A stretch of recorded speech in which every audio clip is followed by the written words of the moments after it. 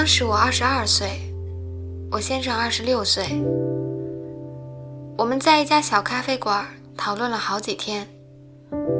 终于在纸上写下了我们理想的生活清单，里面包含旅居的生活模式，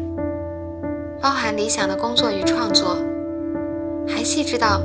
那些想每天都做的事情：阅读、写作、学习与旅行等等。两人列好清单时，心中难以掩饰的兴奋，心想从今往后，西西弗斯的虚无主义再也与我无关，人生将因此变得平静而充实。但隔天到了讨论如何实现的时候，两人却是半天也讨论不出个具体方案。最终，我们依据社会的所谓常识，简单粗暴地说，先赚钱吧，赚到足够多的钱就离开，就去过我们的理想生活。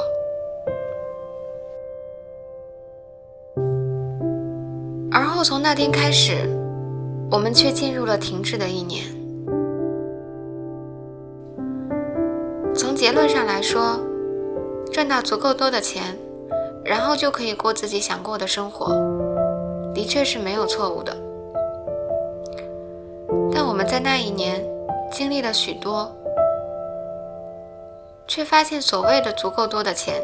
其实只是一个伪装的像模像样的答案。除去消费主义造成的物欲膨胀，会让你觉得钱永远不够用的问题不说，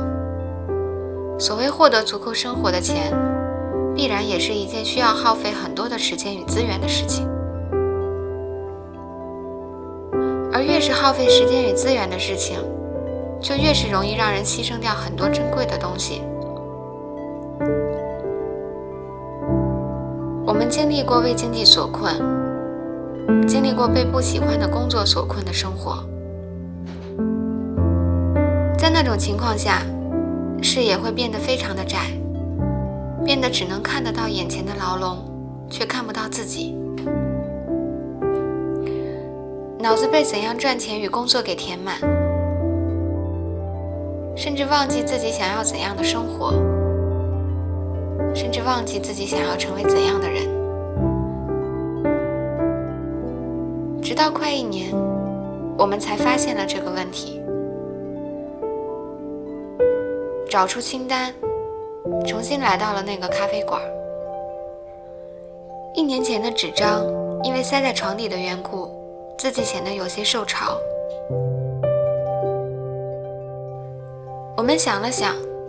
决定把工作赚钱，然后再去过想过的生活，改成马上就去过自己想过的生活，再思考在这个前提下应该怎样工作。我们开始尝试把项目转化成了在哪里都能做，便收拾行李，带上书本与笔记本就出发了。虽然出发后我们一样要面对许多的困难，很多的事情也不那么顺利，但我们终于的的确确的活在了我们当时写下的那个理想的生活清单中。这件事情让我们每天都倍感幸福。昨天我在看塞尼卡的《论幸福生活》，发现他说，获取幸福的生活仅需2步：一为弄清楚自己的幸福生活是怎样的；2为想办法以最短的途径到达。你说我怎么今天才读到？